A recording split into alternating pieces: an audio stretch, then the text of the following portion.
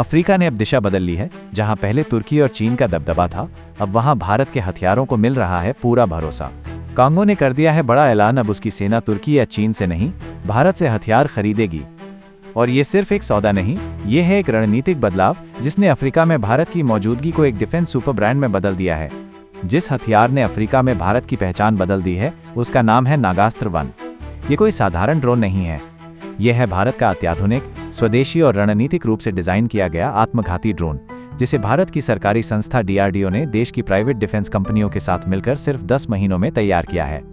इस ड्रोन की कीमत मात्र $800 है, लेकिन इसकी क्षमताएं ऐसी हैं जो $15,000 के तुर्की और चीनी ड्रोन को भी पीछे छोड़ देती हैं। अब आइए इसकी तकनीकी ताकत को समझते हैं। इसमें लगा है भारत का अपना नाविक नेविगेशन सिस्टम, जो GPS से भी ज्यादा सटीक है और इसे बनाता है साइबर अटैक से पूरी तरह सुरक्षित।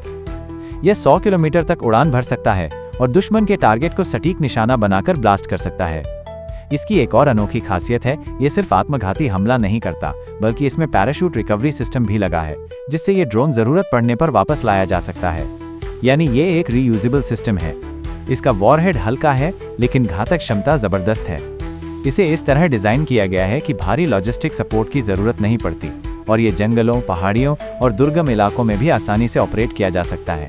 और सबसे बड़ी बात, ये ड्रोन एक मॉड्यूलर प्लेटफॉर्म पर आधारित है, जिसका मतलब है कि इसे जरूरत और मिशन के हिसाब से अपग्रेड या कस्टमाइज किया जा सकता है।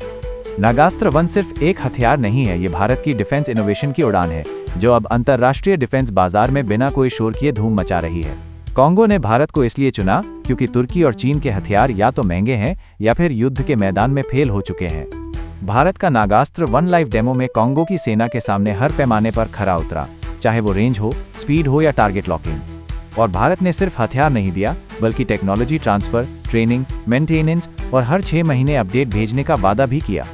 यानी भारत साझेदारी कर रहा है, सिर्फ बिक्री नहीं। अब सिर्फ कांगो नहीं, घाना, नाइजर, चाड, बुर्किना फासो और अंगोला जैसे देश भी भारत की तरफ देख रहे हैं।